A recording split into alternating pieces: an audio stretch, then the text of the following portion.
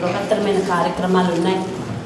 అవన్నీ కూడా మాకు మా చేతులకు భారమైనవి తండ్రి. అయ్యా అవన్నీ కూడా ఇప్పుడు చెప్పుకున్న క్రమశిక్షణే కానీ అయ్యా, సమయానికి రావటమే కానీ ఇవన్నీ కూడా భారంతో కూడుకున్న పనులు అయ్యా. వీటిని మేము సునాయాసంగా చేయగలగాలంటే కేవలం నీ చలవ, నీ దయ మా మీద ఉండాలి తండ్రి. అప్పుడు మేము మీ పాదాలను అంటి పెట్టుకొని అయ్యా తండ్రి మీ పాదాల దగ్గర వాలిపోవటానికి మాకెంతో నాయనా ధన్యతనిస్తుంది కనుక మీ ప్రేమ మాపై ఉంచమని ప్రార్థన చేస్తున్నాం. యేసయ్య అతి శ్రేష్టమైన నామంలో బ్రతిమాలుకుని ఇటు సంగతుల్లోనికి వారందరినీ సులభంగా నడిపించమని అడిగి వేడుకుంటున్నాను పరమ తండ్రి.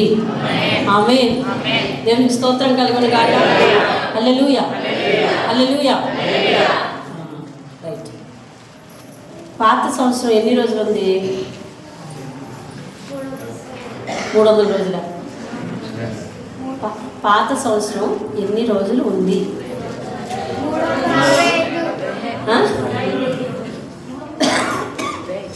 వాడు చెప్పింది కరెక్ట్. పాత సంవత్సరం ఎన్ని రోజులు ఉంది అన్నాను. ఇప్పుడు మనకి ఇంకా కొత్త సంవత్సరం రాలేదు కాబట్టి పాత సంవత్సరం 2023. అది చెప్పింది కరెక్టే. 365 రోజులు ఉందంట. కరెక్టే. నిజంగా అది క్లాస్ కొట్టండి. కొత్త సంవత్సరం ఇంకా రాలేదు కదా. మరి ఇప్పుడు ఇదే సంవత్సరం మనకి ఇప్పుడు పాత సంవత్సరం ఏమవుతుందండి? 23 అవుతుంది. 23 ఎన్ని రోజులు ఉందంటే 365 రోజులు ఉంది మన దగ్గర. Right, excellent. సరే, ఈ సంవత్సరం ఎన్ని రోజులు ఉంది? ఒరే ఇప్పుడే చప్పలు కొట్టించారు కష్టపడి. వాళ్ళందరూ కొట్టడానికి ఇష్టపడలేదు పాపం, అది కూడా కొట్టించారు. ఈ సంవత్సరం ఎన్ని రోజులు ఉంది?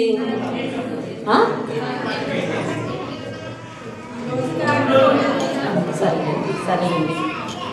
ఎంత చక్కగా మొత్తం రోజుల్లో నుంచి అయిపోయిన రోజులు సబ్స్ట్రాక్షన్ చేసేసి ఎంత ఈజీగా చెప్పేశారు. అంతానికి ఎన్ని రోజులు ఉంది?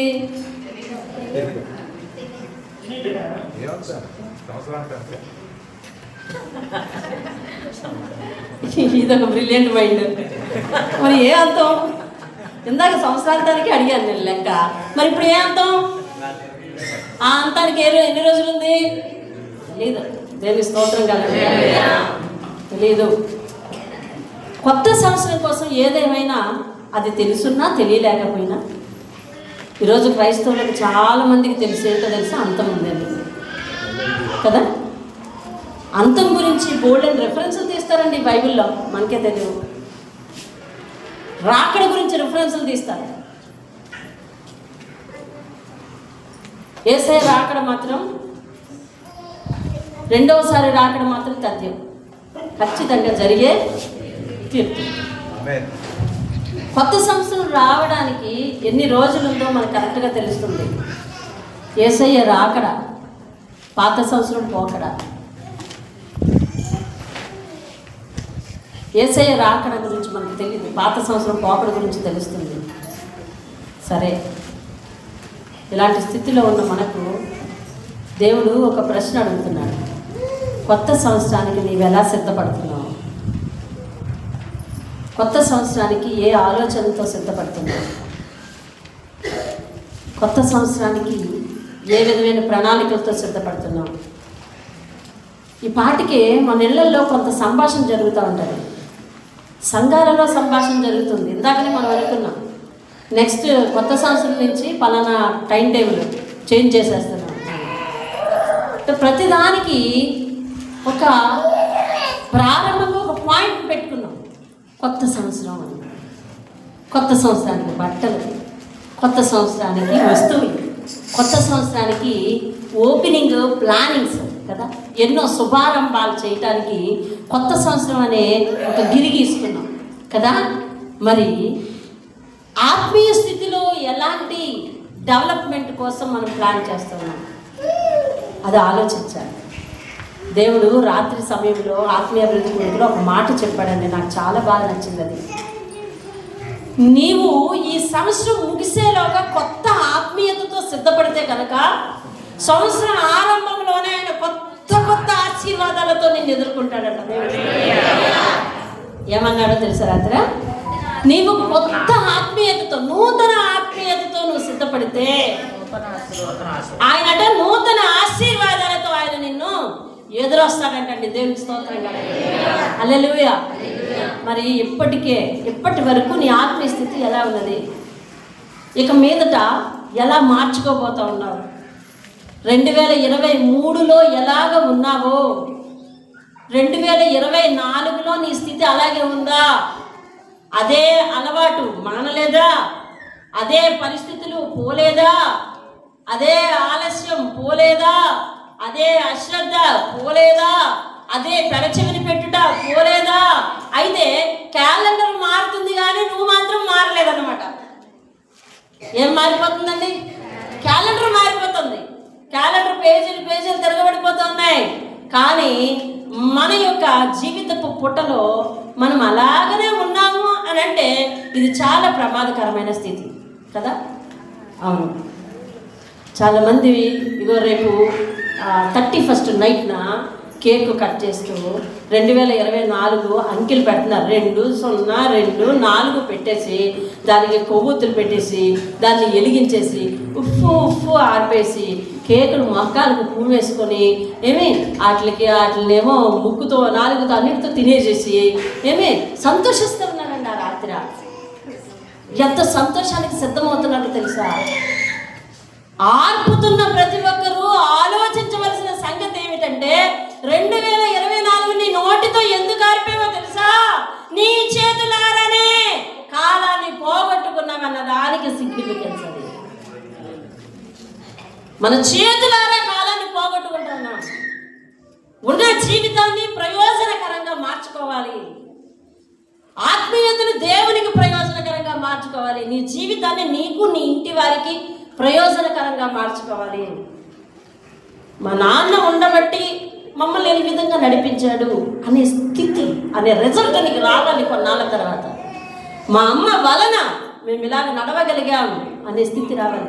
మా అన్నయ్య వలన మా ఇల్లు ఇలాగూ ఆత్మీయ స్థితిలో నిలబడగలిగిందనే రిజల్ట్ రావాలి.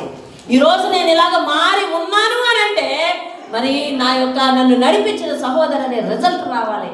అలాంటి రిజల్ట్లోనికి ఏమైనా వెళ్ళగలమా? అలాంటి ప్రణాళికలు ఏమైనా ఉన్నాయా అని ఈ సంవత్సరం ముగింపులో మనందరం కూడా ఆలోచించాలి. దేవుని స్తోత్రం కలుగును. హల్లెలూయా. ఫిలిప్పీలకు రాసిన పత్రికలో పౌలు చాలా ముఖ్యమైన విషయాలు చెప్తూ తాను ఇక నుంచి బ్రతికితే దేవుని కొరకే, ఇక చస్తే అది లాభమే అన్నటువంటి ఆత్మీయ స్థితిలో పీక్ పాయింట్కి వచ్చాడన్నమాట. అంటే చాలా హెచ్చైన స్థితి.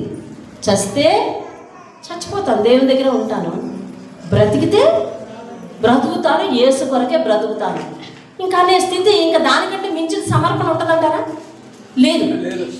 దానికంటే మించిన సమర్పణ లేదు. అలాంటి సమర్పణలోనికి వచ్చిన పౌలు ఫిలిప్పీలకు రాసిన పత్రికలో ఒక అమూల్యమైన సంగతి మనకు చెప్తున్నాడు. అదేమిటంటే 3వ అధ్యాయము 20వ వచనం చూడండి. మన పౌరస్థితి ఎక్కడున్నదంట? ఎక్కడుంది? పౌరస్థితి అంటే సిటిజన్షిప్, మెంబర్షిప్. ఇవాళ నీకు ఇక్కడ ఉన్నందుకు నీకు ఒక ఆధార్ కార్డు ఉంది కదా. ఆ ఆధార్ కార్డుతోనే నీకు అన్ని కనెక్షన్లను, phone connection, gas connection, current connection, అన్ని కనెక్షన్లోను అదే ఆధార్తో.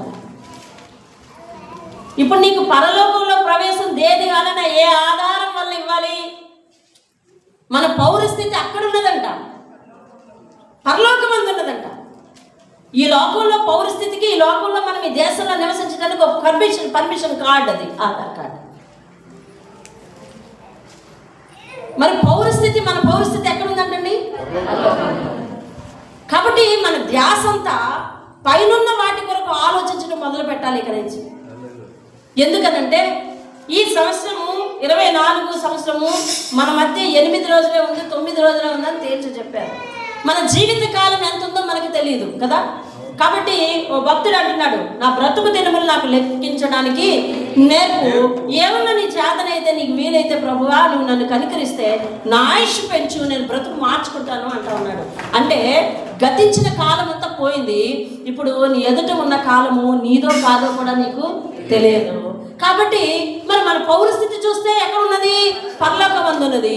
మన ఆలోచనలు చూస్తే, మన ఆశయాలు చూస్తే, మన ప్రణాళికలు చూస్తే దేని గురించి ఉంది? భూలోక సంబంధమైన ఉన్నాయి. ఇప్పుడు మనము ఆ పౌరస్థితికి ఎలాగ వారసులం కాగలము? ఈరోజు మానవుడు ఆలోచించినటువంటి ఏకైక విషయం ఏమిటో తెలుసా? నేను పరలోకంలో అడుగు పెట్టగలనా లేదా అనే విషయం తప్ప మిగతావన్నీ ఆలోచిస్తున్నాడండి. మిగతావన్నీ ఆలోచిస్తున్నాడు, నాతో సహా, మీతో సహా, పెద్ద పెద్ద వారితో సహా. నేను పరలోకంలో అడుగు పెట్టగలనా లేదా అనే విషయాన్ని పక్కన పెట్టేస్తున్నాడు. మిగిలిన విషయాలన్నీ ఆలోచిస్తున్నాడు.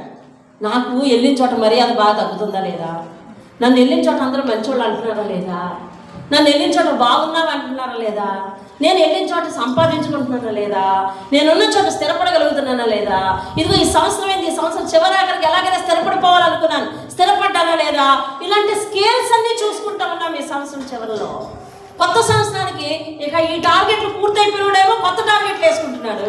ఈ టార్గెట్ పూర్తవనాడు ఏమనుకున్నాడంటే 25 లోనైనా అంటా ఉన్నాడు. సరే, మరి మన ఆత్మీయత సంగతి ఏమిటి? మన పౌరస్థితి ఎక్కడ ఉన్నదంటండి? అంటే మనము దేవుడిచ్చిన ఆయుష్ కళ్ళు మూసిన వెంటనే, ఇక్కడ కళ్ళు మూసిన వెంటనే మన ఆత్మ ఎవరి పాదాల దగ్గర చోటు చేసుకోవాలంటే దేవుడి పాదాల దగ్గర చోటు చేసుకోవాలి. అక్కడికి ప్రవేశం దక్కాలి. అది కానీ దక్కకపోతే మార్కు సువార్త 8వ అధ్యాయం, మార్కు సువార్త 8వ అధ్యాయం 36వ వచనం చూద్దాం. ఒకడు సర్వలోకమును సంపాదించుకుని ప్రాణమును పోగొట్టుకొనుట వానికి ఏమి ప్రయోజనము అని దేవుని వాక్యం ప్రశ్నిస్తుంది. అక్కడ నేరుగా యేసయ్య చుట్టూ ఉన్న జనంతోనూ తన శిష్యులతోనూ మాట్లాడుతూ తన నోటితో తానే స్వయంగా ప్రశ్నించిన ప్రశ్న అది. ఏమనంటే ఒకడు అన్నీ సంపాదించుకుంటున్నాడు, తన ప్రాణాన్ని పోగొట్టుకుంటున్నాడు అంటా ఉన్నాడు. అరే, ప్రాణం పోకుండా బ్రతుకున్న వ్యక్తులు ఎవరైనా ఉన్నారా? లేరు. మరి ఈయన ప్రాణం పోగొట్టుకుంటున్నాడు అని దేని గురించి మాట్లాడాడు అంటే, మనం ఎంతో మంచి బ్రతుకుతున్నాం, బ్రతికినంత కాలం సులభ సౌకర్యాలతో బ్రతుకుతున్నాం, మరి అన్ని రకాలైన మరి వసతులతో బ్రతుకుతున్నాం. ఇంత మంచి బ్రతికి ఇంత మంచి పేరు సంపాదించుకొని, లేకపోతే మంచి తిండి తిని మంచి బట్ట కట్టి కాస్ట్లీ థింగ్స్ అనుభవిస్తూ మరి ఒకవేళ కన్ను మూసి మన ఆత్మ మన క్రియల ఫలితంగా ఒకవేళ నరకంలో పడిపోయింది అనుకోండి, అప్పుడు దేవుడు దాన్ని ఏమంటున్నాడు తెలుసా? పోగొట్టుకున్నావంట ఉన్నాడు. ఏమంటున్నాడు అంటే మన నరకం, మన ప్రాణం నరకంలో పడుట ఏమైనట్టు అనమాట, పోగొట్టుకున్నాడు. ఎందుకని? మీరు వైజాగ్లో బయలుదేరారు, ఇంటికి వచ్చారు, జోబి తడుకున్నారు, పర్సు లేదు. అక్కడ బయలుదేరినప్పుడు ఉంది, ఇక్కడికి వచ్చినాక చూసుకున్నారు, లేదు. ఏమైంది? దారిలో పోయింది. ఏమైంది? దారిలో పోయింది. ఇప్పుడు నువ్వు దేవుని ఇంటి నుంచి బయలుదేరావు పుట్టుకలో, మరి తిరిగి ఎక్కడికి బయలుదేరాలి? దేవుని ఇంటిగా బయలుదేరాలి. మార్గ మధ్యలో వెళ్ళకుండానే ఆ ప్రాణం నరకంలో పడిపోయింది, పోగొట్టుకున్నావు. దేవుని ఇంటికి చేరకుండానే పోగొట్టుకున్నావు అంటూ ఉన్నాడు. మరి దేవుడు నీకు నాకు ఇచ్చిన గ్యారెంటీ ఏంటో ఒకసారి చూస్తావా? ఎఫెసీయులకు రాసిన పత్రిక 2వ అధ్యాయం 19వ వచనం చూడు. ఎఫెసీయులకు రాసిన పత్రిక 2వ అధ్యాయం 19వ వచనం చూడు. కాబట్టి మీరు ఇక మీదట, పేజ్ నెంబర్ చెప్పండి, అది అందరూ చూసి చదవాలి. 174 కొత్త నిబంధన గ్రంథము 2వ అధ్యాయము ఎఫెసీయులకు రాసిన పత్రిక 19వ వచనం. కాబట్టి మీరిక మీదట పరజనులను పరదేశులనై ఉండక పరిశుద్ధులతో కూడా ఆ ఏక పట్టణస్థులను దేవుని ఇంటి వారినై. దేని గురించి చెప్పాడో తెలుసా? ఇక మీదట అంటే ఇంతకు ముందు రక్షణ గురించి చెప్తా ఉన్నాడు. పైనుంచి బాప్తిస్మం గురించి చెప్తా ఉన్నాడు. రక్షణ అనే దాని గురించి, ఆత్మరక్షణ గురించి చెప్తా ఉన్నాడు. మీరు ఇంతకు ముందు వరకు బాప్తిస్మం తీసుకోలేదు, ఇది ఇప్పుడు బాప్తిస్మం తీసుకున్నారు, ఇది దేవుని వరం. ఇది మీరు ఇక మీద ఇంతకు ముందు అలా దూరస్తులుగా ఉన్నారు, కానీ ఇప్పుడైతే ఇక మీదట ఇక నుంచి మీరు దేవునికి పరిశుద్ధులను ఏక పట్టణస్థులను దేవుని ఇంటి వారని చెప్పేశాడు. అంతే. దేవుని స్తోత్రం. ఇప్పుడు దేవుని ఇంటి వారు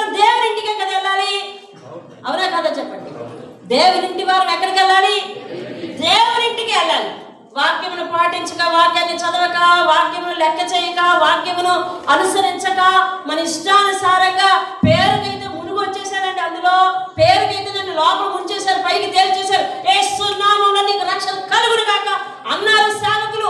అన్నీ బాగానే ఉన్నాయి. లేచొచ్చి నేను నా ఇష్టానుసారంగానే, నా పద్ధతుల్లోనే, నా వ్యసనంలోనే, నా పరిస్థితిలోనే నేను జీవిస్తే గనక నా ప్రాణము ఇదిగో దేవుని ఇంటి వారిని దేవుడు సంతోషించాడు. కానీ దేవుని ఇంటికి వెళ్ళకుండా మధ్యలో నరకంలోనే ఆ యొక్క ప్రాణం పోతే ఏమంటారు తెలుసా? అన్నీ సంపాదించుకున్నావు, ప్రాణాన్ని పోగొట్టుకున్నావు. అన్నీ సంపాదించుకున్నావు, ప్రాణాన్ని పోగొట్టుకున్నావు. నిజమే, భూమి మీద ఉంటుండగా అన్నీ అనుభవిస్తున్నావు కదా. ఎక్కడెక్కడో సెల్ ఫోన్లో చూస్తున్నాం. ఇదిగో ఈ ప్రాంతానికి ఎలాగైనా వెళ్ళాలి అని అనుకుంటున్నాం. ఓ 2 సంవత్సరాల తర్వాత, 3 సంవత్సరాల తర్వాత టార్గెట్ పట్టుకుని వెళ్ళిపోతా ఉన్నాం. ఏదో రకరకాల వంటకాలు చూస్తే ఇది ఎలాగైనా వండేసుకోవాలని అనుకుంటున్నాం. ఏదో 4 రోజులు పోయాక ఏదో బాధపడి చేసేసుకున్నాం.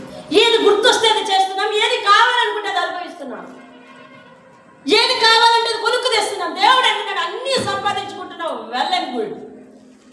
కానీ ప్రాణాన్ని ఎక్కడ పోగొట్టుకుంటున్నావు? ఏం లాభం అడుగుతున్నాడు. ఇది యేసయ్య స్వయంగా తన నోటితో మాట్లాడిన మాట. ఇదే ప్రశ్న నేరుగా నాకు నీకు వేస్తే నా సమాధానం ఏంటి? నేనేం చెప్పాలి ఆయనకి? ఏం చెప్పడానికి ఇప్పుడు సిద్ధంగా ఉన్నాను? అయ్యా, నీ నామంలో రక్షణ తీసుకున్నాను. అయ్యా, నీకు నచ్చినట్టుగా జీవిస్తున్నాను. అయ్యా, నా ఆత్మను నీ దగ్గరకు చేర్చుకోవాలనే ప్రాధేయపడుతున్నాను. అయ్యా, ఇంకొంచెం సహాయం చెయ్యని అనగలనా? లేదా అయ్యా, నీ నామంలో రక్షణ తీసుకున్నాను కానీ నమ్మకంగా జీవించలేక కొన్నాళ్ళు యాతన పడ్డాను, ఇదిగో ఇప్పుడిప్పుడే అభ్యాసం చేసుకుంటున్నాను, నన్ను దయతో నీ రాజ్యానికి వారసులు చేయనైనా అని అనగలనా? లేకపోతే రక్షణ తీసుకున్నానైనా దానికి విలువ లేకుండా అయ్యో నా అలవాటు నాదే, నా తాగుడు నాదే, నా తిరుగుడు నాదే, నా మాట నాదే కాబట్టి క్షమించునాయనా అని చివరిలో ప్రాధేయపడే స్థితిలో ఉన్నానా? లేకపోతే కొన్ని సంవత్సరాల నుంచి వాక్యం వెంటనే ఉన్నాను కానీ నాయన రక్షణ అనేది నాకు లేనే లేదు, దానికి నేను మనసుగా లేకపోతే నీ లోపల నువ్వు రానే వచ్చేసావు అని అనగలిగే స్థితిలో ఉన్నానా? ఎన్ని స్టేజ్లు చూసినావా మనుషులకి? ఇకపోతే వీళ్ళు నలుగురిని వదిలిపెడితే లోకంలో వాడు ఎవడున్నాడు? ఎవడాడు? క్రీస్తే లేడు, మీరెవరో అనేవాడు ఉన్నాడు. వాళ్ళ సంగతి ఏంటి? వీళ్ళ సంగతి ఏంటి? వీళ్ళ సంగతి ఏంటి? వీళ్ళందరి సంగతి ఏమిటి? ఎవరు ఎక్కడికి వస్తారు, ఎవరు ఎక్కడితో ఆగిపోతారు, ఎవరు ఎక్కడికి వెళ్తారు అనే క్వశ్చన్లు ఉంటే ఆ క్వశ్చన్లు ఏ క్వశ్చన్ నీకు? జాగ్రత్త. మందిరానికి వస్తే కేవలం ఆశీర్వాదాలు, దేవుడు నిన్ను ఆశీర్వదించుడు కాక, దేవుడు నిన్ను ఆశీర్వదించుడు కాక, దేవుడు నిన్ను ఆశీర్వదించుడు కాక అంటే ఆ బుర్ర ఒప్పుకొని నువ్వు వెళ్ళిపోతే ఈ ఆశీర్వాదం ఎలా వస్తుంది? అసలు ఎలా వస్తుంది? దేవుడు నిన్ను నిండారైన ఆశీర్వాదంతో నింపును కాక అంటే అసలు నింపడానికి, ఆశీర్వాదాలు నీలోనికి పొయ్యడానికి అసలు నువ్వు శుభ్రపడి ఉండాలి కదా. శుభ్రపడ్డావా? 24వ సంవత్సరము మొట్టమొదట్లోనో లేకపోతే 23 చివరిలోనో దేవుని సంఘములో ఏమని వాక్యం వినబడింది? కొత్త సంవత్సరం వస్తుంది, శుభ్రపడు, కొత్త సంవత్సరం వస్తుంది, శుభ్రపడు, ఇప్పటికైనా శుభ్రం చేసుకో హృదయాన్ని అని అంటే ఆ రోజు విన్నావు. కొత్త సంవత్సరానికి అడుగు పెట్టేశాము, ఇదిగో డిసెంబర్ నెల వచ్చేసింది, ఆఖరి వారంలోనికి వచ్చేసాము, ఇదిగో కొత్త సంవత్సరానికి ఇంకా వారమే ఉంది నిడిగా అనుకుంటా ఉన్నాము, అన్నీ సర్దుకుంటా ఉన్నాము. ఆత్మీయతను సర్దుకోవడానికి ఎవరు సిద్ధపడుతున్నాం మనలో? అయితే వారిని దేవుడి రాత్రి చూస్తా ఉన్నాడు, ఈరోజు చూస్తా ఉన్నాడు. హల్లెలూయా. ఈ ఆదివారం అతను నిన్ను దర్శించబోతూ ఉన్నాడు. ఈ ఆదివారం ఆయన పద్ధతులు నీకు నేర్పబోతూ ఉన్నాడు. ఈ ఆదివారం తన ఆత్మతో నీకు ఎదురు రాబోతా ఉన్నాడు. దేవుని స్తోత్రం. హల్లెలూయా. ఇప్పుడు సర్దుకోవాల్సింది ఏంటో తెలుసా? ఆత్మీయతను సర్దుకోవాలి. ఇప్పుడు దులుపుకోవాల్సింది ఏంటో తెలుసా? మన హృదయంలో మస్టును దులుపుకోవాలి. చక్కబెట్టుకోవాల్సింది ఏంటో తెలుసా? మన ఇంటిని రక్షణ మార్గంలో చక్కబెట్టుకోవాలి. ఇప్పటికిప్పుడు మారేవంటే, ఇప్పటికిప్పుడు సమస్తాన్ని వదులుకున్నావంటే, ఇప్పటికిప్పుడు నువ్వు నా ఆత్మీయతను ఇంకొంచెం సరిదిద్దుకున్నావంటే కనుక దేవుడు ఏమంటాడంటే నువ్వు 24లోనే సరిదిద్దుకున్నావు బిడ్డ అని 1 ఇయర్ సీనియారిటీ నీకు వేస్తాడేమో ఒకసారి ఆలోచించండి. లేదా ఇంకా వచ్చే సంవత్సరం ఆయన, ఇంకా వచ్చే వారం ఆయన అంటే 25 వచ్చేస్తుంది. 24 అంతా నీకు ఇచ్చి, 24లో నీకు క్షేమం ఇచ్చి, 24లో నీకు పోషణ ఇచ్చి, 24లో నీకు రేషన్ ఇచ్చి, ఏమండి ఈయన్ని ఇచ్చి 24 నువ్వు వ్యర్థం చేసావంటే నీ విషయంలో దేవుడు ఎలాగ ఉపయోగిస్తాడో ఆలోచించు. నువ్వు నూతన ఆత్మీయతతో సిద్ధపడితే నూతనమైన ఆశీర్వాదాలతో నీకు సిద్ధపడతా ఉన్నాడు దేవుడు. హల్లెలూయా. పౌలు విషయం ఆలోచించండి. పౌలు ఇప్పుడు ఎందుకంటాడు తెలుసా? మన పౌరు స్థితి ఎక్కడుందంట? మన సిటిజన్షిప్ ఎక్కడుందంటండి? కానీ నేనేమనుకుంటున్నానంటే ఇక్కడ రేషన్ కార్డు రాలేదని బాధపడుతున్నాను. ఆధార్ కార్డు అప్డేట్ అవ్వలేదని బాధపడుతున్నానండి. అర్థమైందా? బ్యాంకు బుక్లో నేమ్ తప్పుపడిందని బాధపడుతున్నాను. ఇప్పుడు ఇవే కదా, డేట్ ఆఫ్ బర్త్లో డేట్ తప్పుపడిందని బాధపడుతున్నాను. ఇవన్నీ మనిషి చనిపోయిన ఈ కార్డులన్నీ ఏమైందో తెలుసా? Foot of. అర్థమైందా? అక్కడ ఫ్లేమ్ ఫుట్ ఆఫ్, ప్రాణము ఎగిరిపోయింది. కార్డుల యొక్క లైఫ్ అంతా ఏమైంది? పోయింది. నిజానికి ఎక్కడికి వెళ్ళిపోయింది? ఒరిజినల్ పౌరస్థితి, సిటిజన్షిప్ ఎక్కడ ఉందో అక్కడికి వెళ్ళిపోయింది. దేవుని స్తోత్రం కదా. భూమి మీద ఉన్నంత వరకు ఆ పర్మనెంట్ సిటిజన్షిప్ కోసం ఏమైనా ఆలోచిస్తా ఉన్నావా? చూడండి ప్రకటన గ్రంథం 7వ అధ్యాయం. ప్రకటన గ్రంథం 7వ అధ్యాయం.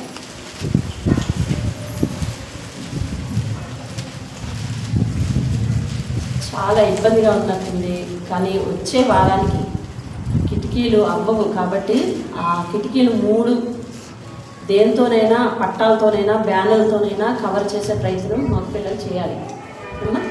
మరి వచ్చే వారానికల్లా వాళ్ళకి చలిగాలతో చాలా సఫర్ అయిపోతున్నారు, మీకు వచ్చేస్తుంది. కాబట్టి అది కవర్ చేయడానికి కొంచెం ప్రయత్నించండి. సరే, 7వ అధ్యాయము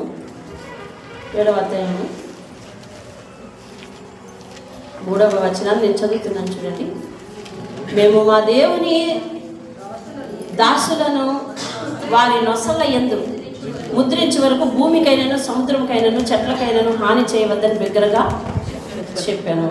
ఎవరు చెప్పారు ఈ మాట? 7వ అధ్యాయం మొదట్లో దేవదూతలు చెప్పారు. సరే, 4వ వచనం.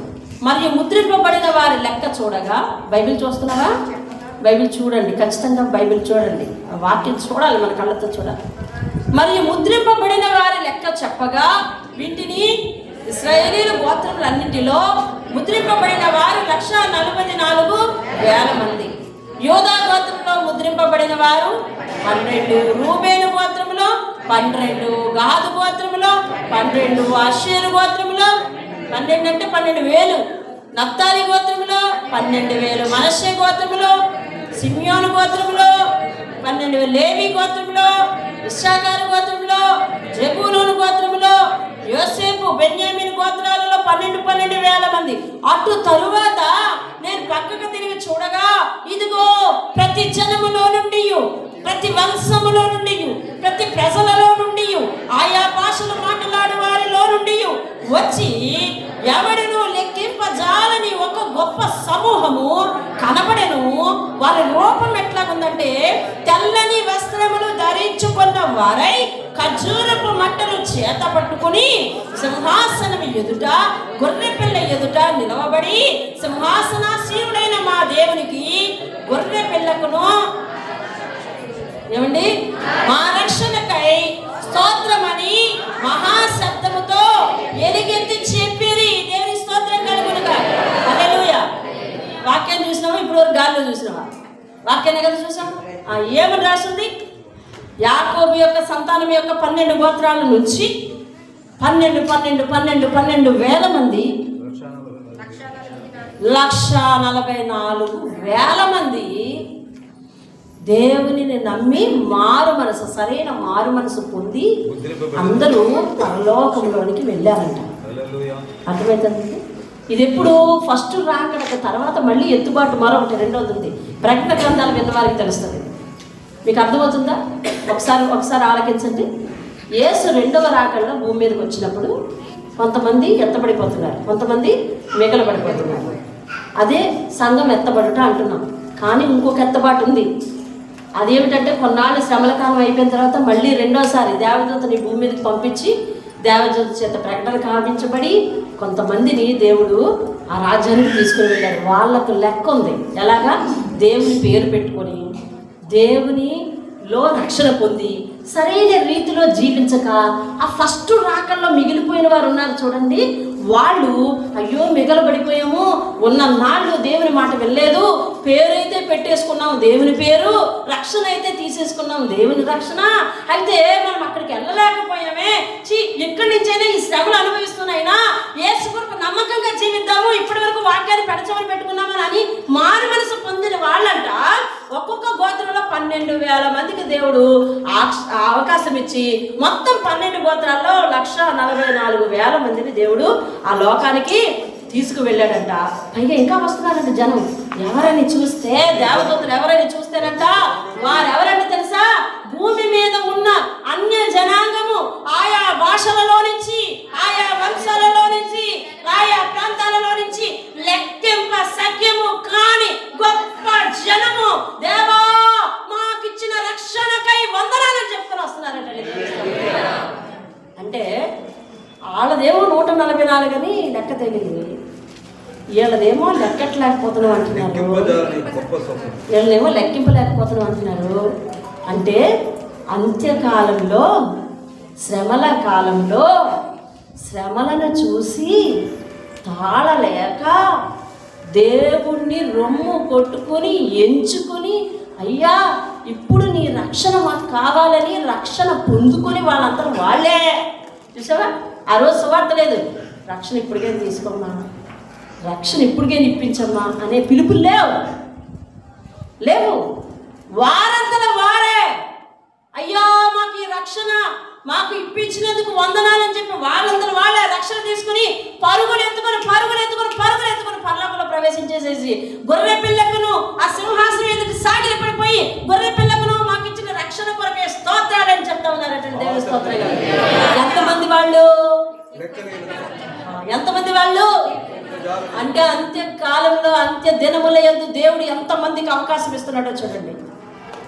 దేవుని వాక్యాన్ని గ్రహించిన వాడికే కాదు, ఇదిగో ఈ శ్రమను చూసి అబ్బా యేసయ్య ఆ రోజు వచ్చి దేవుడు నమ్మిన వాళ్ళందరినీ తీసుకుపోయాడు రా, మాట వెనక మనమేనరా ఇక్కడ ఉండిపోయింది అనని ఊసు పెట్టుకున్న వాళ్ళందరూ మారు మనసు పొందితే వాళ్ళు లెక్క లేనటువంటి మంది పరలోకానికి వచ్చేసారటండి. దేవుని స్తోత్రం. ఇప్పుడు మన టార్గెట్ అంతా ఏంటంటే పరలోకం వెళ్ళగలమా లేదా అనే పరిస్థితిని ఆలోచించాలి. దేవుని స్తోత్రం. దేనికోసం ఆలోచించాలంట? పరలోకం వెళ్తావా? ఈ ఆలోచన తప్ప మనకు అన్ని ఆలోచనలు ఉంటా ఉన్నాయి. ప్రాముఖ్యమైనది ఈ ఆలోచన. ఎందుకనంటే రేపొద్దునదిగో 24 క్యాండిల్ ఉప్పు ఆపేస్తున్నాం. దానికి సాక్ష్యం ఎవరో తెలుసా? 24 సంవత్సరం పోగొట్టుకున్నాననే సాక్షి నేనే. 24 సంవత్సరం పోగొట్టుకున్నాను. మరి ఏం సంపాదించుకున్నాను? దేవుళ్ళు ఏమైనా సంపాదించాను, ఆత్మీయతలు ఏమైనా సంపాదించాను, ఆ పౌరస్థితికి నేనేమన్నా పాటుపడ్డానా, నేనేమన్నా దేవుడు నన్ను ఈ రోజే ఆయన రాకడొస్తే నన్ను ఏమన్నా తీసుకెళ్ళగలడా అనే గ్యారంటీని సంపాదించానా అనే విషయాలు ఆలోచించాల్సిన సంగతి. దేవుని స్తోత్రం. హల్లెలూయా. ఇంకో మాట వింటా ఉన్నావా? ఈ అంత్యకాలంలో వీళ్ళందరూ కూడా అంట, అయ్యో వాళ్ళందరూ మొన్న వరకు చర్చికి వెళ్తున్నాళ్ళే కదరా, వాళ్ళందరూ ఉండిపోయారు, కానీ వాళ్ళల్లో నమ్మకంగా ఉన్న వాళ్ళే పైకి వెళ్ళారు. మనమైతే ఆయన అంగీకరించలేక ఆయన మాటలు పెడచేయని పెట్టాము. ఈ శ్రమలు మనకు తప్పలేదు, వాళ్ళకి తప్పలేదు, ఏదేమైనా ఇక నుంచి మన జీవితాన్ని సరిదిద్దుకుందాం అనుకున్న వాళ్ళే లెక్కలేనటువంటి మంది వెళ్ళారటండి. దేవుని స్తోత్రం. ఎంతమంది వచ్చారటండి? లెక్క లేనటువంటి మంది వచ్చారట. దేవునికి స్తోత్రం. ఆ అంత్యకాలంలో విడవబడే జాబితాలో నువ్వు ఉంటావా? ఉంటానంటే కనుక ఇదిగో ఇప్పుడు ఏదైతే పెంచి పోషించుకుంటున్నావో ఆ లక్షణాన్ని పెంచి పోషించుకో, ఆ విషయాలనే పెంచి పోషించుకో, ఆ పాపాన్నే పెంచి పోషించుకో. అందుకే ప్రకటన గ్రంథంలో చివరిలో 22వ అధ్యాయం last and final warning, last and final chapter, last and final వర్డ్స్లో దేవుడు ఏం చెప్తా ఉన్నాడు అంటే, అన్యాయం చేయవాడిని ఇంకా చేయని మారని చెప్తే ఎంతకాలం దేవుడు మారని చెప్తాడండి. మారని చెప్పక ఇంకా పరిశుద్ధుడిగా ఉన్నాడు ఉండి అంటే ఏదో ఒక తరుణంలో మనం చేసే క్రియలను బట్టి దేవునికి కూడా విసుగొచ్చే పరిస్థితి ఉందన్నమాట కదా. అంతేనా? చివరిలో లీవ్ ఇట్ అన్నాడంటే, వదిలే అన్నాడంటే అర్థం ఏమిటండి? దాని మాట ఎంత విషయం, ఎంతకు దారి తీస్తుంది. అమ్మ వీడు నీ చెప్పిన మాట వింటలేదమ్మా, అమ్మ తమ్ముడు వింటలేదమ్మా అంటే అర్థం ఏంటో తెలుసా? వాడిని అలా వదిలే అంటే అర్థం ఏంటో తెలుసా? కాసేపు బాగా కాదు అంత చూస్తారనే కదా అర్థం. అంతేనే కదా? మీ మాటల్లో చాలా వార్నింగ్లు, చాలా అర్థాలు ఉంటాయి, పిల్లలు గ్రహించాలి. అవును కదా? మా అమ్మ ఎక్కడికైనా నేను కొంచెం పంపించిన చోటకి ఆలస్యం అయితే చెప్పని వెళ్ళే పరిస్థితే లేదు. వెళ్తే కనుక చచ్చామే. ఇంకా ఒకవేళ వెళ్ళిన చోట కానీ తిరిగి రావడానికి కానీ ఆలస్యం అయిందంటే ముందు ఆ చేతిలో తెచ్చే సరుకులు నేనే తెచ్చేదాన్ని, అందుబాటులో ఉండేదాన్ని నేనే. అవి తీసుకుని ఈ సంగతి తర్వాత చెప్తాను ఉండు అనేదంతే. నాకు గుండెల్లో ఇంత రాయబడిపోయింది. నేను ఆలస్యమైనా నాకు తెలుసు కదా, అంతే. తర్వాత ఖచ్చితంగా ఉండేది, ఏం చెప్పినా వినేది కాదు. వెళ్ళడానికి ఎంత సమయం, రావడానికి ఎంత సమయం, అంతే కదా. అట్లా ఎక్కడ ఏ దారిలో ఎక్కడ ఎవరితో మాట్లాడడానికి ఆగడానికి వీలు లేదు. తర్వాత చూస్తాను నేను సంగతి అంటే అర్థమైంది. దేవుడు అంటున్నాడు వదిలే అంట, ఉండని అలాగే ఉండని అంటే తర్వాత తెలిసి వస్తుంది అదే కదా అర్థం. ఏం తెలిసి రావాలి? శ్రమలు తెలిసి రావడం వల్ల ప్రయోజనం ఏంటి? ఈరోజు మనం పెంచి పోషించుకుంటున్న ఆ గుణగణాలను మనకి ఎంతో ప్రాధాన్యతగా ఉంచుకుంటున్నామే. రక్షణ అనే మాట చెప్తే ఆవిడ దూరం జరిగిపోతున్నామే. మన పౌరస్థితి ఏమో పరలోకంలో ఉందాయే, ఆ మెంబర్షిప్ గురించి ప్రాధేయపడమే. పెట్రోల్కి వెళ్తున్నారు పిల్లలు, ఐడెంటిటీ కార్డు లేకుండా మిమ్మల్ని ఆహ్వానిస్తున్నారా లోపలికి? చెప్పండి. ఐడెంటిటీ కార్డు లేకుండా మిమ్మల్ని లోపలికి ఆహ్వానిస్తున్నారా? నువ్వు ఐడెంటిటీ కార్డు లేకపోతే నీ సంగతి ఏంటో తెలుసా? బయట వాళ్ళతో, అడ్రస్ లేని వాళ్ళతో సమానం. నీ మీద నాకు రెస్పాన్సిబిలిటీ లేదు. అసలు నిన్ను లోపలికే రానివ్వను. ఇంకా నీ బాధ్యత నాదంటావా, నీ జీతం నాదంటావా, నీ ఇంక్రిమెంట్ నాదంటావా అన్నానికి లేదు కదా. నువ్వు బయట వెళ్ళిపోయే వాళ్ళతో సమానం. రక్షణ లేకపోతే పౌరస్థితి, పరలోకపు పౌరస్థితిలో కూడా అంతే. రక్షణ లేకపోతే పరలోక పౌరస్థితి అంతే. రక్షణ తీసేసుకుంటే సరిపోయిందా అని అంటే ఐడెంటిటీ కార్డు ఉంటే సరిపోయిందా? ఐడెంటిటీ కార్డు కాపాడుకోవద్దా? ఐడెంటిటీ కార్డు ఉంది, మీ రికార్డు తిరిగేసి చూసుకోండి అని అంటే కుదరదు, గేట్ దగ్గర చూపించాలి, అంతేనా? ఐడెంటిటీ కార్డు నీకు ఇష్యూ చేస్తే కంపెనీ రికార్డులో ఐడెంటిటీ కార్డు ఇష్యూ చేసినట్టు ఉండదా? అదేంటండి ఆలోచన వస్తుంది. అర్థమేంటి? మీరు చెప్పండి అమ్మ, పోయి వాళ్ళు కొరకర చూస్తున్నారు, చెప్పండి. ఐడెంటిటీ కార్డు ఇష్యూ చేశారు, కంపెనీ రికార్డులో ఐడెంటిటీ కార్డు ఇష్యూ చేసినట్టు నీ ఫోటోతో ఐడెంటిటీ కార్డు ఉండదా?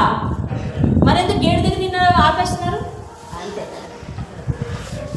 That is the entry card, not only membership card, entry card అదే. ఎంట్రీ కార్డ్ అదే. రేపొద్దు నీ జీతం పెంచాలన్న అదే, నీకు ఇంక్రిమెంట్ ఇవ్వాలి, నీకు ఏదైనా ఇన్సెంటివ్ ఇవ్వాలన్న ఇన్సెంటివ్ అంటే ప్రభుత్వం ఆ కంపెనీ ఇచ్చే ఏ ప్రోత్సాహకాలు ఇవ్వాలన్నా అది. ఇంక్రిమెంట్ అంటే జీతాన్ని పెంచాలన్నా అది.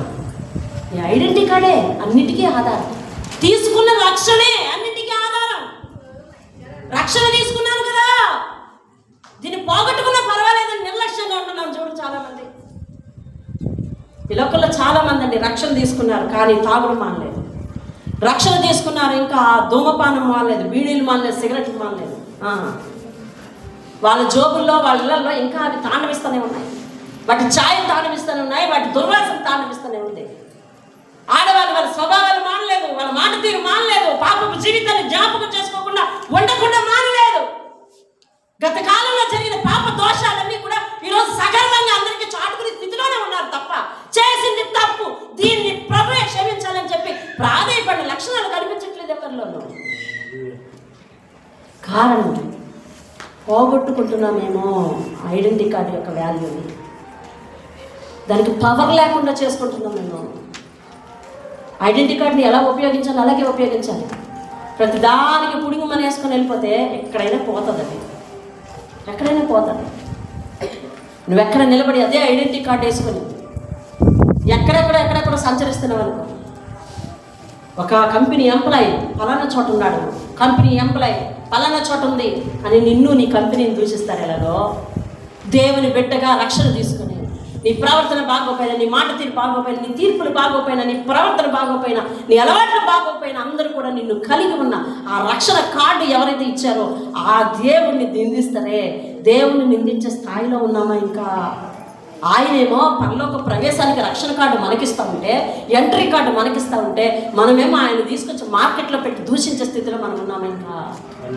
అలా ఉండడానికి వీల్లేదు. మన పౌరస్థితి ఎక్కడుందండి? ఎక్కడుంది పౌరస్థితి? పరలోకం. పౌలు ఈ విషయాన్ని గ్రహించాడు. సమయం అవుతుంది ముగిద్దాం. పౌలు ఈ విషయాన్ని గ్రహించాడు. ఏమని? అయితే మన భూమి మీద శాశ్వతం కాదు, అయితే మనం ఒకనాడు ఈ లోకాన్ని విడిచిపెట్టి వెళ్ళాలి. ఆ చివరి మాటలు మీకు తెలుసు కదా, చెప్పండి. ఏ నాటికైనా మనం ఇక్కడ కన్ను మూయాలి, ఏ నాటికైనా ఈ లోకాన్ని ఖాళీ చేసి వెళ్ళాలి. అయితే నేను ఇక్కడ ఎందుకు ఈ పదవుల కోసం ఆరాటపడుతున్నాను, ఎందుకు ఈ సంపాదన కోసం ఆరాటపడుతున్నాను, ఎందుకు అన్ని సంఘాల మీద నేను విజృంభణ చేస్తా ఉన్నాను, ఎందుకు అందరి కన్నీళ్ళు చూస్తా ఉన్నాను, నేను ఒకనాడు ఈ లోకాన్ని ముగించి వెళ్ళేటప్పుడు నా పరిస్థితి ఏమిటి, నేను ఎక్కడికి పోవాలి అని గ్రహించిన వాడే అంటా ఉన్నాడు, బ్రతికితే ఆయన కొరకే బ్రతుకుతాను, చస్తే అక్కడే ఆయన దగ్గరనే ఉంటాను, అది లాభమే నాకు అంటా ఉన్నాడు. దేవుని స్తోత్రం. హల్లెలూయా. అందుకనే వెంటనే ఏం చేశాడు తెలుసా? జాబ్కి రిజైన్ చేశాడు. దేనికి గర్వంతో చేసే పదవులకన్నిటికీ ఏం చేశాడు తెలుసా? రిజైన్ చేశాడు. దేవుడు లేడని, దేవుడు ఉన్నవారిని హింసించి ఆ జాబ్కి రిజైన్ చేసేసాడు, ఆ గుణగణాలకు రిజైన్ చేశాడు, ఆ గర్వానికి, ఆ అంధకారానికి రిజైన్ చేసేసాడండి, ఆ లక్షణాలన్నిటికీ కూడా రిజైన్ చేసేసాడు. దేవునిలో పూర్తిగా దాసుడిగా మారిపోయాడు. దేవుని స్తోత్రం. అందుకని ఏమంటాడు తెలుసా? ఆయన పాద దాసుని ఇప్పుడు అంటాడు, ఆయన పనివాడిని అంటల్లా, ఆయన పాద దాసుని అంటున్నాడు. దేవుని స్తోత్రం. మన పౌరస్థితి ఎక్కడుందో తెలుసా? పరలోకంలో ఉంది. చెప్పండి, ఎక్కడుంది? ఒకనాటికి నేను చెప్పండి, గ్యారెంటీ లేదా? దయానిధి చెప్తావా? ఒకనాటికి నేను ఎక్కడికి వెళ్తాను? పరలోకం వెళ్తాను. ఒకనాటికి నేను దేవుణ్ణి ముఖాముఖిగా. దానికి ఎవిడెన్స్ ఉందా లేదా? వాక్యం ఎక్కడుంది? ప్రకటన గ్రంథంలో ఉంది. ఎక్కడుంది? ప్రకటన గ్రంథం ఉంది. రక్షింపబడిన వారందరూ ఎక్కడ నిలబడుతున్నారంట? దేవుని సింహాసనం ఉంది. నిలబడి దివారాత్రులు ఏం చేస్తున్నారంటండి? దేవుని స్తుతిస్తూనే ఉంటారంట. అక్కడ రాత్రి అనేది ఆకలి, దప్పిక, దుఃఖము, కన్నీరు, బట్టలు మాసిపోవటం, గొడవలు, బంధాలు లేవు. ఇవన్నీ లేని, మత్సరము లేని, కుళ్ళు లేని గొప్ప రాజ్యానికి మనందరం వారసులు అండి. దేవుని స్తోత్రం. దేవుడు 1000 ఏండ్ల పాలనలోనికి ముందు ప్రవేశిస్తాం. అంటే అదేంటో తెలుసా? పరలోకం అనేది ఎలా ఉంటుందో ఒక ట్రైల్ పార్ట్ అనమాట. దేవుడు 1000 ఏండ్ల పాలనలోనికి ముందు ప్రవేశిస్తాం, ఆ తర్వాత నిజమైన పరలోకంలోనికి ప్రవేశిస్తాం. దేవుడు 1000 ఏండ్ల పాలన ఎలా ఉంటుందంటే తెలుసా? సింహాలతో ఎవరు ఆడుకుంటారంట తెలుసండి? చంటి పిల్లలు ఆడుకుంటారట. మిడినాగులతో ఎవరు ఆడుకుంటారట? చంటి పిల్లలు ఆడుకుంటారట. సింహాలు, కుందేళ్లు కలిసి ఏం చేస్తాయంట? ఆడుకుంటూ ఉంటాయంటే. దేవుని స్తోత్రం. హానే లేని ఆ రాజ్యం, ఒకరి మీద ఒకరు పడి చంపుకునే అవసరం లేని రాజ్యం, ఒకరిని ఒకరు దోచుకునేటటువంటి అవకాశం లేనటువంటి, ఆలోచనే లేనటువంటి రాజ్యంలోనికి ఒక ట్రైల్ పార్ట్గా మనం 1000 ఏండ్ల పాలనలోకి వెళ్ళబోతున్నాం. దేవుని స్తోత్రం. హల్లెలూయా. ఇక్కడ కూడా దేవుని దగ్గర అన్ని ఇన్సెంటివ్స్, అంటే అన్ని దొరికిన తర్వాత మనం దేవుని దగ్గర నమ్మకంగా ఉంటే దేవుడు నిజమైన రాజ్యంలోకి మనం ప్రవేశింపబోతున్నాడు. దేవుని స్తోత్రం. ఇప్పుడు మన కళ్ళన్నీ ఏం చేయాలో తెలుసా? నిజంగా అయ్యా ఆ రాజ్యంలో నాకు చోటిస్తున్నావా లేదా అనే వెతుకులాట కావాలి. ఈ 24వ సంవత్సరం నేను ఆ రాజ్యాన్ని సంపాదించుకోవడంలో వెనకంజ వేశానా? ఏమో, నీ స్థితి నీకే తెలుసు కదా. నీ మనసును నువ్వే పరిశీలన చేసుకొని, ఎదుటికి తెచ్చుకొని, అరచేతులకు తెచ్చుకొని మనసుని ఏం చేసావు ఈ సంవత్సరం అంతా? ఎవరికి చెప్పని పాపం, ఎవరికి తెలియనటువంటి దోషం, లేకపోతే ఎవరికి తెలియనటువంటి బిహేవియర్ ఏదైనా కానీ అది నీ వ్యక్తిగతం. దేవుడు నిన్ను వ్యక్తిగతంగా కోరుకుంటా ఉన్నాడు. నువ్వు రావాలి పరలోకానికి అంటా ఉన్నాడు. అంతేగాని నీ పేరు చెప్పి నీ స్నేహితులందరూ వచ్చి నువ్వు ఉండిపోయినా కూడా తనకి చాలా బాధ. కాబట్టి ఈరోజు మన హృదయాన్ని మన అరచేతిలో తెచ్చుకొని ఒకసారి ఆలోచిస్తే, ఈ సంవత్సరం అంతా ఎలా గడిపావో నీ కళ్ళ ముందు ఉంచుకొని ఒకసారి మోకరించి 2 నిమిషాలు రిపెండెన్స్ ప్రేయర్ చేద్దామని చూడండి. మోకరించండి. వేయగలిగితే నిలువు మోకాలు వేయండి, లేదంటే నిలబడండి. నీ మనసుని నీ చేతిలోకి తీసుకోకసారి. నీ అరచేతిలో పెట్టుకుంటే కనిపిస్తుంది ఎదురుగుండా. ఎవరి వైపు చూడద్దు అసలు, నీ చేతికి వేసి చూసుకో, నీ మనసులోనికి తొంగి చూసుకో. దేవుడు నీకు పరలోకం ఇవ్వాలని ఆయన పౌరస్థితి అక్కడ ఉంచాడు. సీట్ అక్కడ ఉంది, మన మెంబర్షిప్ అక్కడ ఉంది. వెళ్ళే అర్హత నీకుందా? ఈ సంవత్సరం అంతా నీ మనసు యొక్క పరిస్థితి ఏంటి? నిశ్శబ్దంగా, అసమాధానంగా, మరి లేనిపోని రకరకాల చెడు అభిప్రాయాలతో ఏమన్నా మగ్గిపోయావా? లేకుంటే పాపంలో నుంచి బయటకు రాలేక లోపల కాళ్ళు పట్టుకొని లోపలికి లాగుతూ ఉంటే, స్నేహితులు లోపల పట్టు లాగుతూ ఉంటే వెనక్కి ఉండిపోయావా? ఒక్కసారి రిపెండెన్స్ ప్రేయర్ చేయాలి. ఒక్కసారి రిపెండెన్స్ ప్రేయర్ చేయాలి. ఈరోజు ఎవ్వరు ఉన్న చోట నుంచి కదలకుండా వీలుంటే మోకరించి, లేకుంటే నిలిచి, సగం మోకాలు వేకు. ఆలోచించి ఒక్కసారి. ఇంకెందుకంటే ఈ ఆదివారం అయిపోతుంది, ఇంకొక ఆదివారమే, ఒక్క ఆదివారమే ఉంది. అందులో ఇంకేం దేవుడు మాట్లాడతాడు? పౌరస్థితి గురించి ఆలోచించు. లేకపోతే మధ్యలోనే ప్రాణాన్ని పోగొట్టేసుకుంటావు, నరకంలో పడిపోతుంది. నరకంలో ఏముంది నీకు తెలుసు. వదిలిపెట్టావా లేదా? జనవరి, ఫిబ్రవరి, మార్చి దాటుకొని డిసెంబర్కి వచ్చేసరికి కాలం అయిపోతుంది. గమనించావా? జనవరి 1 అనుంటావే, ఆ దినము నువ్వు ఎక్కడ నిలబడ్డావో ఆ స్థలంలో అనుంటావా? అయ్యా, ఇక నేను దాని జోలికి పోను. అవతల వాళ్ళు వ్యక్తులైనా, వ్యసనాలైనా, గుణగణాలైనా, అనాత్మీయత అయినా, భక్తిహీనత అయినా, అయ్యా ఇక దాని జోలికి పోను చెప్పుంటావు కదా. మరి చెప్పి దాటేశాడు ఎందుకు? వ్యక్తిగతంగా దేవుడు ప్రశ్నిస్తున్నాడు. ఇది వ్యక్తిగతం. పరిశుద్ధాత్ముడు మాట్లాడుతున్నాడు. పాపి అయిన మానవుడికి ప్రశ్నించడానికి తగడు. పరిశుద్ధాత్ముడు నన్ను ప్రశ్నిస్తున్నప్పుడు, నిన్ను ప్రశ్నిస్తున్నప్పుడు నేనే సమాధానం చెప్పాను. నేనే. ఎందుకు ఇంకా అదే అశ్రద్ధలో ఉండిపోయావు? ఎందుకు ఇంకా సమర్పణ లేకుండా ఉండిపోయావు? అందుకే కళ్ళు మూసుకొని నిన్ను నువ్వే ప్రశ్నించుకో. అందుకే కళ్ళు మూసుకొని నిన్ను నువ్వే ప్రశ్నించుకో. పరలోకాన్ని పోగొట్టుకుంటే ఎక్కడ పడతావో ఒక్కసారి జ్ఞాపకం చేసుకో. ఎందుకు ఇన్ని నెలలు దేవునికి మాటిచ్చి తప్పిపోయావు? ఎందుకు ఇన్ని నెలలు దేవునికి మాటిచ్చి తప్పిపోయావు?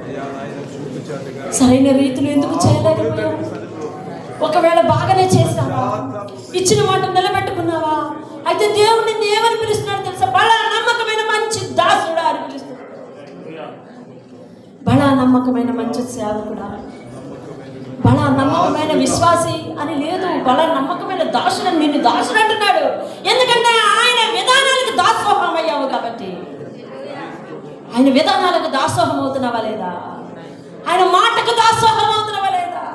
ఆయన మాటకు సాగిల పడుతున్నావా లేదా? సాగిల పడతానని చెప్పి ఎందుకు మళ్ళీ తలెత్తుకొని తిరగబడ్డావు? దేవుడు ప్రశ్నిస్తున్నాడు. ఎందుకు మన ఇంట్లో యుద్ధాలు? ఎందుకు సమాజంలో గోలలు? ఎందుకు ఈ పరిస్థితులు? ఇంకా అనంటే ఇదిగో మనము దేవుణ్ణి అడగనందున, మన భోగేచ్ఛల కొరకు మనము ప్రయాసపడ్డాము కాబట్టి, మన ఇష్టాలు మనం పెంచి పోషించుకున్నాం కాబట్టి. అయ్యో, ఎప్పటికైనా ఈ మిగిలిన 8 రోజుల్లో గతాన్ని జ్ఞాపకం చేసుకుని దేవునితో ఏం మాటించు? దేవునికి మాటిచ్చి తప్పిపోదగునా? దేవుని పౌరస్థితిని కొట్టివేస్తే మనం ఎక్కడ పడిపోతాం? ఎప్పుడు వరకు బ్రతికుంటాం? నీకు తెలియని విషయం కదా. ఇదిగో 31 రాత్రుల కేకులు కోసుకుని ఎంతో సంబరాలు చేసుకున్న వారు, తెల్లవారి సూర్యుని చూడకుండా చనిపోయిన వాళ్ళు ఎంతో మంది ఉన్నారు తెలుసా? వారి జీవితంలో 31 రాత్రి ఉంది కానీ 1 ఉదయం లేదే. కొంతలో కనబడి అంతలో మాయమైపోయే ఆవిరి వంటి జీవితం మనది. రేపేమి సంభవించును తెలియని పరిస్థితి కాబట్టి మనం ఏం చేద్దామన్నా దేవుని చిత్తమైతే ఇది ఏదో చేస్తామని చెప్పుకోవాలి కదా. దేవుని చిత్తం లేకుండా ఎందుకు అలా ఉండిపోయావు? ఈ ప్రశ్నలన్నీ పరిశుద్ధాత్మ నేను వేస్తా ఉన్నప్పుడు దాని విషయంలో నీ సమాధానం ఏమైందో అది నీ వ్యక్తిగతం. పోగొట్టుకోవద్దు మధ్యలో ప్రాణాన్ని. అక్కడికి వెళ్తే మళ్ళీ తిరిగి రాదు బయటకు. అందులో పడినవాడు లేవలేడు. ఇప్పుడు నువ్వున్న అలవాట్లోంచి నువ్వు లేచిపోవచ్చు. ఇప్పుడున్న నీ స్వభావంలో నుంచి, చెడు అలవాట్లో, చెడు లక్షణాల్లోంచి నువ్వు లేచిపోవచ్చు. భక్తిహీనత నుంచి నువ్వు లేచిపోవచ్చు. కానీ నరకంలో పడితే లేవలేవు. దేవుడు బతిమాలుతున్నాడు. అమ్మ ఎప్పటికైనా సమర్పించుకో. అమ్మ ఎప్పటికైనా సరిగా ఉండు. అమ్మ ఇప్పటికైనా, అయ్యా ఎప్పటికైనా మానుకో. అయ్యా ఎప్పటికైనా అలవాట్లకు వీడుకోవాలని చెప్పుకో. అయ్యా ఎప్పటికైనా పాత స్వభావానికి స్వస్తి చెప్పు. నీకు పరలోకంలో నేను పౌరస్థితి దాచి వచ్చాను. ప్రార్థన చేసుకున్నాం. మహోన్నతుడైన మా తండ్రి,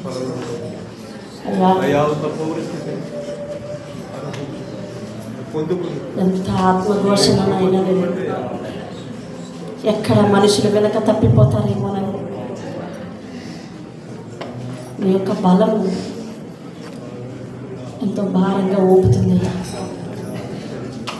నీ ఆవేదన, ఆత్మ ఆవరింపు ప్రతి ఒక్కరి మీదకి దయచేయమని అయ్యా. ప్రతి ఒక్కరు నీ మాటకు దాసోహమైపోయి, నీ మాటకు సాగిలపడిపోయి, అవును గత కాలంలో ప్రామిస్ చేసి వెనక్కి తిరిగిపోయానే అని పశ్చాత్తాపడిన వారిని అందరినీ ఈ 24లో మార్పు పొందినట్టుగా నేను మెచ్చుకుంటాను. ప్రభువు మెచ్చుకుని వాడి యోగ్యుడని బైబిల్ చెప్తుంది. మా ఆత్మీయతను ఇంకా పునరుద్ధరించుకోవడం సహాయం చేయండి. సమర్పణ కలిగిన జీవితంతో ముందుకు రావడానికి సహాయం చేయండి.